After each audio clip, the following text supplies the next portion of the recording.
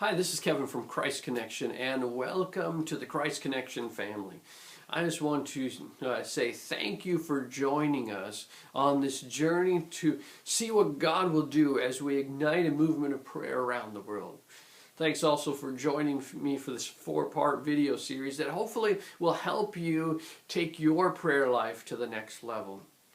I started this ministry after being a senior pastor for 9 years in 2005. But what I really need to tell you right off the bat is that I'm a nerd. I have embraced the nerd within. So you may get some weird references as we go through this video series, but just enjoy and let's have some fun and see what God will do in and through your life.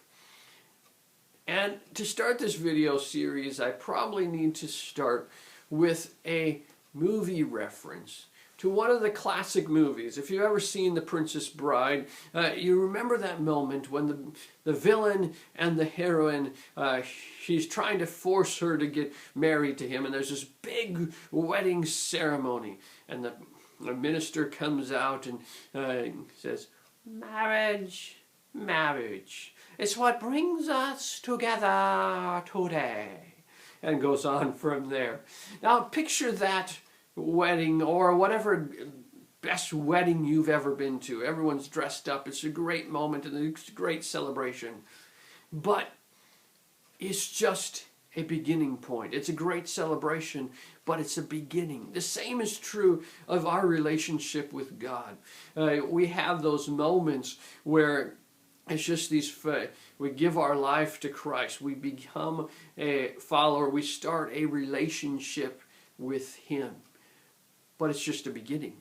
We celebrate that moment. We celebrate that decision, but it's only a beginning. God wants to have a relationship with us. He enjoys our company. He created us for relation. He created you for relationship. He wants to spend time with you. But the problem is we get busy and we get going with a lot of things, and although in our heart we want to serve God, we get away from that relationship with Him.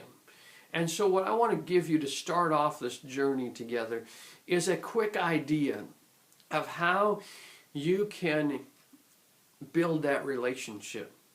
We're in my office here, and as you can see behind me, I've got pictures of my family there, and one of them's a couple of them, picture of my wife. If you would go on my desk over here, I brought it over here, but I have a wedding picture of my wife on my desk.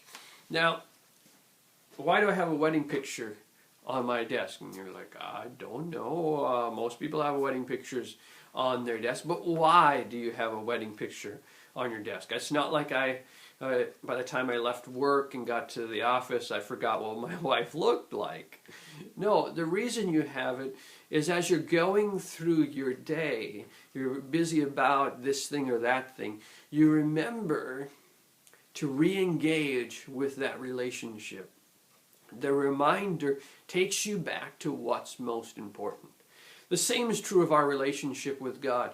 There's those moments as we go through our day that reminders can trigger us on to a deeper relationship with God, to re-engage with what's most important.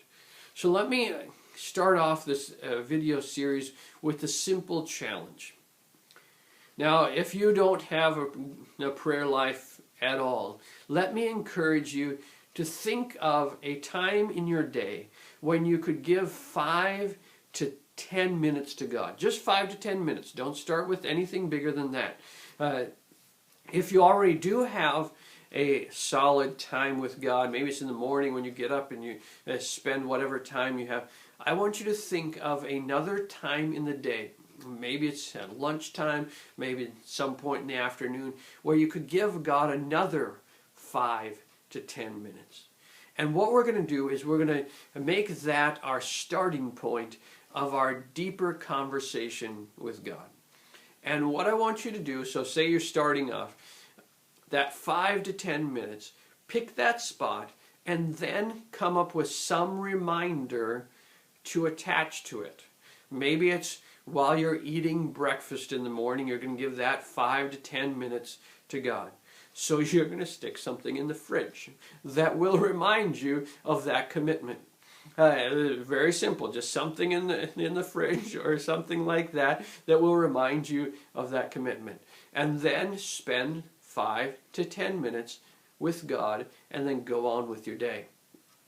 And then the next day, again, that 5 to 10 minutes. Now don't feel bad. The third day you forget to, and you get out, go on with your day.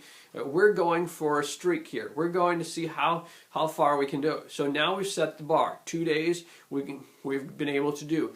Let's see if we can do 3 days. And use that as the benchmark. And then, oh, we got a week, and weekend we messed up. Okay, that's fine. The next week we're going for 8 days. We're going to see if we can get 8 days in a row. And it's all about the streak. It's not about feeling bad when we mess up. It's about seeing if we can get that pattern going in our lives. And I believe that as you commit to that simple practice, 5 to 10 minutes, or extending a new 5 to 10 minutes, and putting some reminders in place and seeing how far you can go. As we go on this journey together, you're going to find a joy and a fun in the relationship with God that you never thought possible.